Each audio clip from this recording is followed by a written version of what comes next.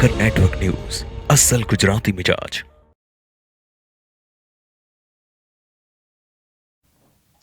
નમસ્કાર દર્શક મિત્રો, હું છું કૃતિ. સ્વાગત છે આપનું પાટનગર નેટવર્ક ન્યૂઝના સાયબરની દુનિયા કાર્યક્રમમાં. દર્શક મિત્રો, આજકાલ લગભગ દરેક વ્યક્તિ મોબાઈલ ફોનનો ઉપયોગ કરી રહ્યું છે અને આજે ઘણા બધા રોજિંદા કામ સ્માર્ટફોન દ્વારા ઓનલાઈન કરી શકાય છે. આ સાથે જ ઓનલાઈન ફ્રોડના કેસ પણ વધી રહ્યા છે. ટેકનોલોજી આગળ વધી રહી છે તેમ લોકોને સાયબર ક્રાઇમનો પણ ખતરો અનુભવવા મળી રહ્યો છે. દરરોજ એવા ઘણા સાયબર ક્રાઇમની ઘટનાઓ સામે આવી રહી છે કે જેના વિશે સૌ કોઈ જાણે છે. પરંતુ શું આપ જાણો છો મેલિશિયસ સોફ્ટવેર શું છે, જેના કારણે ઘણા બધા સ્કેમ્સ થઈ રહ્યા છે? તો આ મેલવેર ફંક્શન સ્કેમ્સ વિશે વધુ માહિતગાર કરવા, જાણકારી આપવા માટે આપણી સાથે આજે જોડાઈ ચૂક્યા છે સાયબર એક્સપર્ટ માનસીબેન શાહ.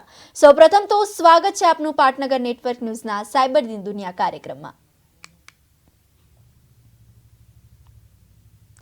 નમસ્તે. સૌપ્રથમ આપને પૂછવા માંગીશ કે આ મેલવેર શું છે અને તે કેવી રીતે કામ કરે છે અને કેવી રીતે લોકોને પોતાની માયાજાળમાં ફસાવે છે? જી.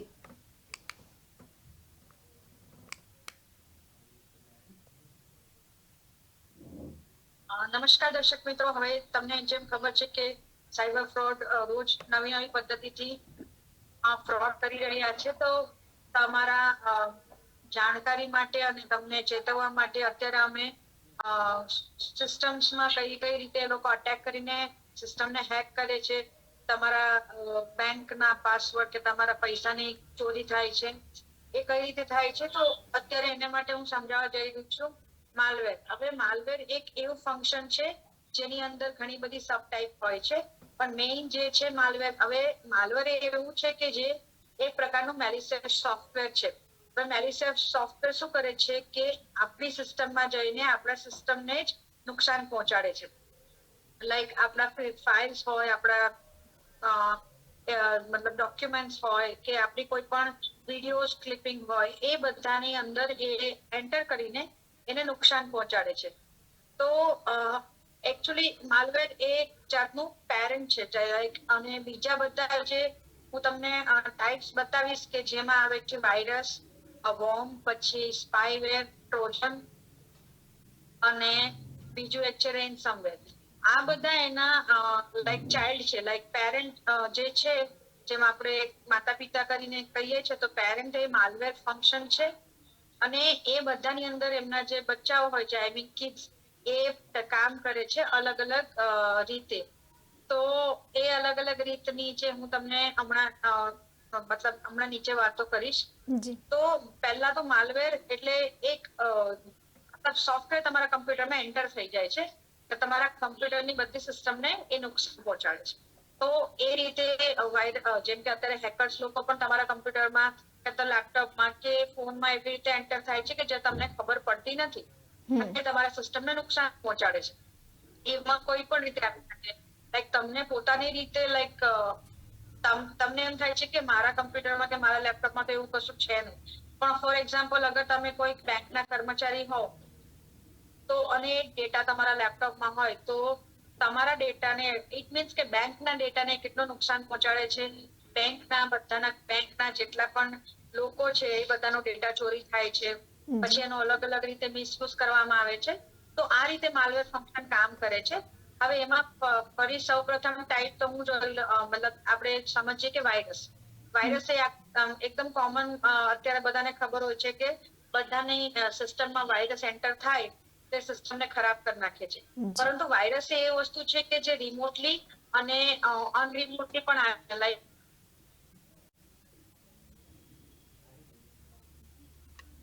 આપનો અવાજ નથી આવી રહ્યો માનસીબેન.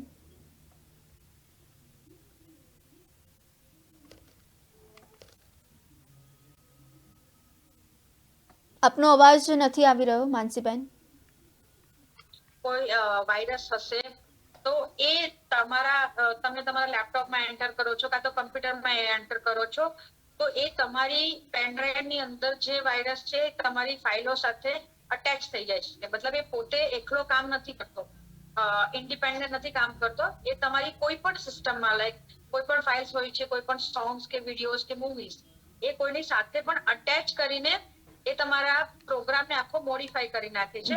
એટલે એ રીતે એ સિસ્ટમમાં એન્ટર થઈને તમારા કોઈ પણ પ્રોગ્રામને ખરાબ કરે છે. તો વાયરસ જે છે એ હર ટાઈમ જ્યારે આવે છે ત્યારે અટેચ થઈને આવે છે. તો એ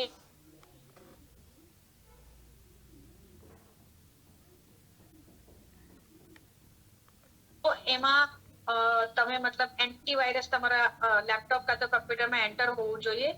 તો શું છે કે એ જે વાયરસ હોય છે જે ખરાબ હોય છે, મેલિશિયસ વાયરસ હોય છે, એ તમને જાણકારી આપે કે તમારી આ પેન ડ્રાઈવમાં મતલબ આ વાયરસ આવી ગયો છે. તો એ નુકસાન થવાથી તમે બચી શકો છો અને તમારી મૂવીઝ કે સોંગ્સ છે જે પણ તમે ડાઉનલોડ કરો મતલબ કોપી કરો છો એ એના ડેટાને હાર્મફુલ મતલબ હાર્મ ના કરે. તો એ વાયરસની ટાઈપ થઈ ગઈ. હવે બીજું છે વોર્મ. હવે વોર્મ અને વાયરસ એક્ટ લાઈક સેમ, પણ એમાં શું છે કે વોર્મ હંમેશા જ્યારે એન્ટર થાય છે ત્યારે એને નેટવર્કની જરૂર પડે છે. મતલબ એ રિમોટલી જ આવે છે તમારા પીસીમાં કાં તો લેપટોપમાં. જ્યારે વાયરસને નેટવર્કની જરૂર નથી પડતી. વોર્મ આવે છે ત્યારે મતલબ જ્યાં સુધી ઇન્ટરનેટ ના હોય કાં તો તમે રિમોટલી કોઈકને તમારો એક્સેસ ના આપો, લાઈક કોઈને ઇન્ટરનેટની જરૂર પડે અને તમે તમારા મોબાઈલ ફોનથી પણ એન્ડ્રોઈડથી પણ જ્યારે હોટસ્પોટ ચાલુ કરો છો તો ત્યારે જે મતલબ દાખલ થાય છે મેલિશિયસ સસ્પિશિયસ ફાઇલ એને વોર્મ કહેવાય છે. તો વોર્મ શું છે, ઇન્ડિપેન્ડન્ટલી કામ કરે છે. એમાં એને કોઈ ફાઇલ સાથે અટેચ થવાની જરૂર નથી પડતી. જ્યારે વાયરસમાં છે તે ફાઇલ્સ જોડે કોઈ પણ ફાઇલ જોડે અટેચ થઈને તમારા ફાઇલ્સને નુકસાન પહોંચાડે છે. તો આ બંને અલગ અલગ ટાઈપ છે, પણ બંનેમાં સિમિલારિટી એ છે કે બંને તમારી ફાઇલને નુકસાન જ પહોંચાડે છે. પણ પેલામાં એવું છે કે તમે રિમોટલી કાં તો ઓન રિમોટલી એ કામ કરે છે અને આ વોર્મમાં એવું છે કે એના માટે તમારે ઇન્ટરનેટની ઓલવેઝ જરૂર પડે છે. તો એ એક વોર્મ થઈ ગયું.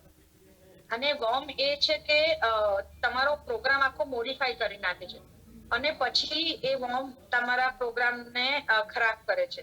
હવે ત્રીજું જે ફંક્શન છે તે સ્પાયવેર. હવે સ્પાયવેર એટલે બધાને ખબર જ છે કે સ્પાય એટલે જાસૂસ.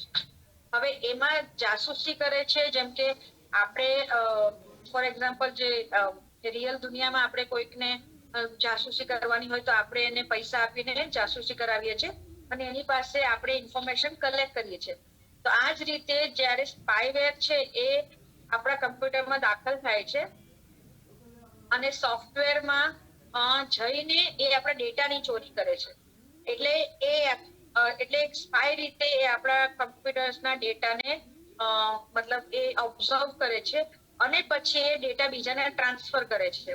મતલબ કે એ ડેટા કોઈને પણ વેચી દે છે, કાં તો જે ફોર એક્ઝામ્પલ કોઈ સાયબર ફ્રોડ વાળા હોય તો એને બેંકનો ડેટા જોઈતો હોય તો એ બેંકના લેપટોપમાં એન્ટર થાય છે, એની બધી સ્પાય ડિટેલ્સ ભેગી કરે છે અને એ સામેવાળા ફ્રોડને સેલ થઈ જાય છે.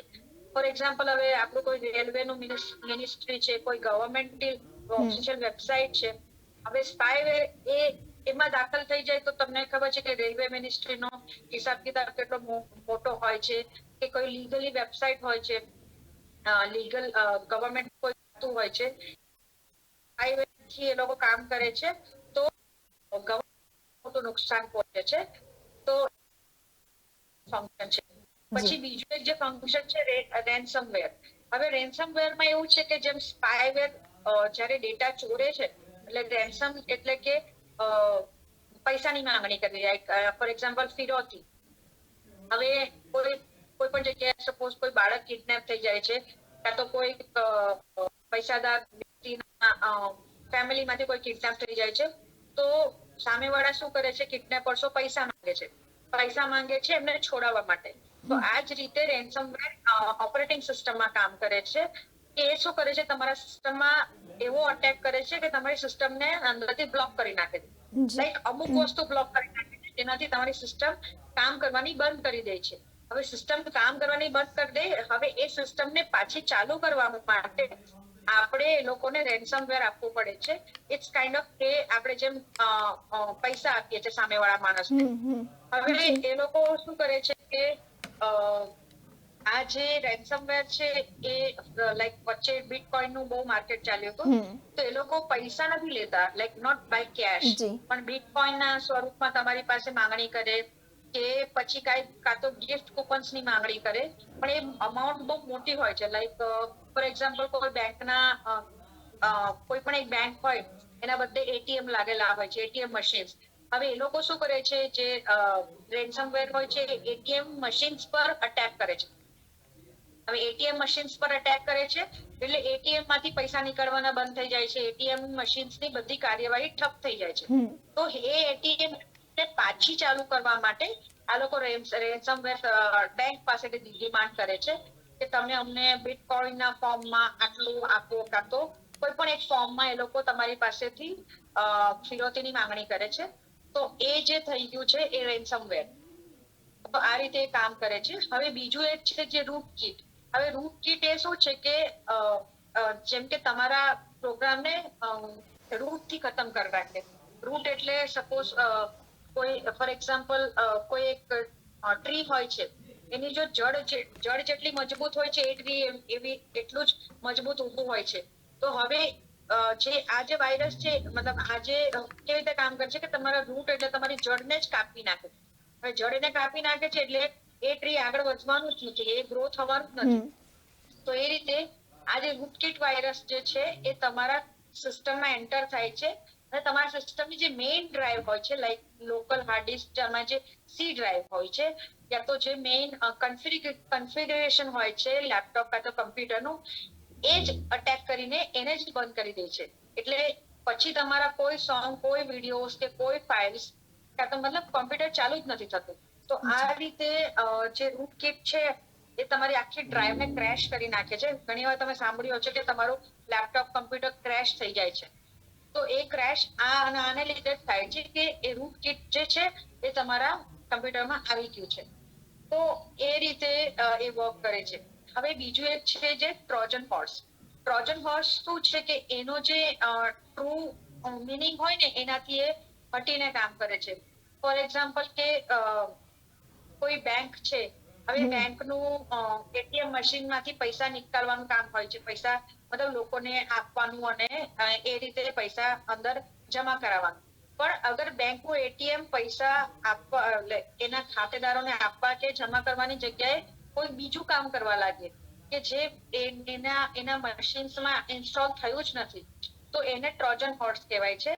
કે જેમ કે કમ્પ્યુટરની લેંગ્વેજમાં અગર તમે કોપી પેસ્ટ કરવા માટે જેમ કે કંટ્રોલ સી કરો છો, પેસ્ટ કરવા માટે કંટ્રોલ વી કરો છો, કાં તો ફૂલ સ્ક્રીન કરવા માટે F11 કરો છો. હવે F11 જ્યારે તમે પ્રેસ કરો છો ત્યારે એનું કામ જોવું જોઈએ કે તમને ફૂલ સ્ક્રીન દેખાડે, યા તો કંટ્રોલ સી કરો છો તો કોપી કરીને દેખાડે. પરંતુ એના ફંક્શન થી મતલબ બાજુ પર થઈને અગર કોપી નહીં કરે અને બીજું ફંક્શન ચાલુ થઈ જાય, મતલબ એ જે ફંક્શન્સ છે એ બીજી રીતે એક્ટિવેટ થઈ જાય, તો એને છે ને આ ટ્રોજન હોર્સ કહેવામાં આવે છે. કે જે કામ એ કરતો હોય એનાથી ભટકી જાય છે પોતાના કામના ઇન્ટેન્શનથી અને એ બીજું કામ કરવા લાગે. તો ઇટ મીન્સ કે એ મિસલીડ કરે છે તમારા મતલબ મિસલીડ કરે છે યુઝરને કે તમારું જે ટ્રુ ફંક્શન્સ છે એના કરતા એ ભૂલી જાય અને બીજું કામ કરવા લાગે છે. સો આ રીતે ટ્રોજન હોર્સ કામ કરે છે. સો આ બધી ટાઈપોમાં ઘણી બધી ટાઈપો બીજી પણ આવે છે, જેમ કે ફિશિંગ છે, અને ફિશિંગ નું તો કામ જ અલગ રીતે થાય છે. પછી બીજા બધા કમ્પ્યુટર્સના અલગ અલગ મતલબ ફંક્શન્સ છે જે અલગ અલગ રીતે કામ કરે છે. તો અત્યારે એ બધું ડિટેલમાં મતલબ આપણે બીજા એપિસોડમાં જોઈશું. પણ આ બધી વસ્તુમાં જે મેઇન છે અત્યારે માલવેર. તો માલવેર એટલે એ જ વસ્તુ છે કે તમારી સિસ્ટમને કઈ કઈ રીતે નુકસાન પહોંચાડે, અને આ સિસ્ટમને નુકસાન પહોંચાડવા માટેની અલગ અલગ રીતો આજે અમે તમને જણાવી છે. અને એ મેઇન રીતોમાં તમારે એટલું જ જોવાનું છે કે તમારા કમ્પ્યુટરને, તમારા લેપટોપને તમારે સેફ કઈ રીતે રાખવાનું. સેફ રાખવા માટે પહેલી વસ્તુ કે તમે પેન ડ્રાઈવ કશેથી પણ લાવો, ભલે તમારી યુનિવર્સિટી કે કોલેજની કોઈ ફાઇલ્સ હોય, એમાં તમારા ડોક્યુમેન્ટ્સ હોય, તો એ તમારે વાયરસ ફ્રી હોવી જોઈએ. મતલબ કોઈ સારી બ્રાન્ડ કંપનીની પહેલા તો પેન ડ્રાઈવ તમે યુઝ કરો, પ્લસ તમારા લેપટોપ કમ્પ્યુટરમાં એન્ટીવાયરસ મતલબ ઇન્સ્ટોલ હોવું જોઈએ. તો શું કે તમને ખબર પડે કે તમારા કમ્પ્યુટરમાં વાયરસ નથી, નહીં તો એક વાયરસ એ આવી જાય છે, તમારી બધી ફાઇલ જોડે અટેચ થઈને તમારા ફાઇલને નુકસાન પહોંચાડે છે. તો સપોઝ કે કોઈ યુનિવર્સિટીની ફાઇલ્સ હોય છે, કાં તો તમારે કોઈ પ્રોજેક્ટ સબમિટ કરવાનો હોય છે, તો આ બધામાં એ લોકો અગર વાયરસ આવી જાય તો એ બધાના ફંક્શન્સને નુકસાન પહોંચાડે છે. તો આ રીતે જે અલગ અલગ રીતો મેં તમને કીધી, તો સાયબર જે માફિયાઓ હોય છે આ બધી અલગ અલગ રીતોનો ઉપયોગ કરીને કોઈ વાર બેંકમાં અટેક કરે છે, કોઈ વાર ગવર્મેન્ટની વેબસાઇટ પર અટેક કરે છે, અને કોઈ મોટી મોટી ટેક કંપનીઓમાં પણ અટેક કરે છે. કે ટેક કંપનીઓમાં શું હોય છે, મોટા મોટા સોફ્ટવેર પર એ લોકો કામ કરે છે. હવે આ લોકોનો ઉદ્દેશ્ય શું હોય છે કે એ લોકો ટેક કંપનીઓ મિલિયન્સમાં ડીલ કરતી હોય છે. હવે એ લોકોનો એક જ પ્રોગ્રામ મતલબ એક જ સોફ્ટવેરમાં એ લોકો વાયરસ જે ઘુસાડી દે છે, અને એ સોફ્ટવેર અગર આખું કામ કરતું બંધ થઈ જાય તો મિલિયન્સ નું નુકસાન પહોંચે છે. અને એ મિલિયન્સ ના નુકસાનને એ લોકો રિટેન કરવા માટે જે રેન્સમવેર અમાઉન્ટ જે માંગે છે એ બહુ મોટી હોય છે. એટલે એ ટેક કંપનીને પણ બહુ મોટું વસ્તુ ભોગવવું પડે છે. એટલે અત્યારે સાયબર ક્રાઇમ અને ટેક કંપનીઓ પણ ઘણા બધા સતર્ક થઈ ગયા છે કે પહેલા એ લોકો એ જોવે છે કે અમારો ડેટા, અમારું સોફ્ટવેર સુરક્ષિત છે કે નહીં. કારણ કે અત્યારે નાની નાની ચોરીઓ જે ડિજિટલ અરેસ્ટ થાય છે કે બીજી રીતે જે તમને હેરાનગતિ કરીને તમારી પાસે સાયબર ફ્રોડ તો પૈસા પડાવે જ છે, પરંતુ અગર કોઈ મોટા જે સાયબર માફિયાઓ હોય છે એમાં પણ અલગ અલગ પ્રકાર હોય છે. કોઈ મિડ લેવલનો સાયબર ફ્રોડ હોય છે, કોઈ મતલબ પ્રો લેવલનો હોય છે.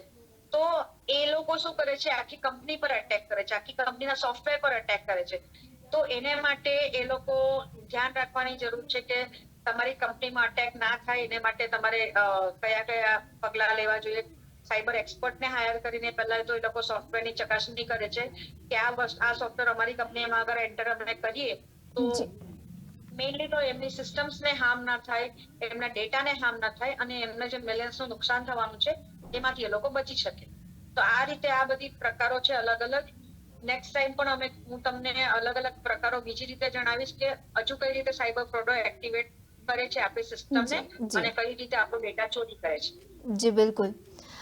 આપે માલવેરના મુખ્ય પ્રકારો જેમ કે વાયરસ, વર્મ્સ, ટ્રોજન, રેન્સવેર આ બધા જ વિશે વાત કરી કે આ શું છે, કેવી રીતે કાર્ય કરે છે અને કેવી રીતે પોતાની જાળમાં ફસાવીને લોકો છેતરપિંડીનો ભોગ બની રહ્યા છે. તો એ માહિતી પૂરી પાડવા બદલ આપણા એક્સપર્ટ માનસીબેન શાહ આપનો ખૂબ ખૂબ આભાર.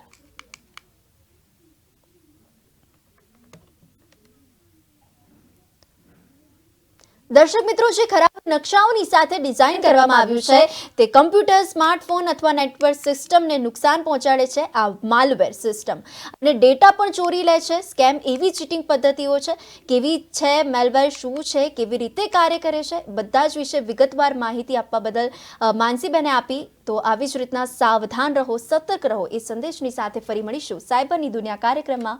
નમસ્કાર.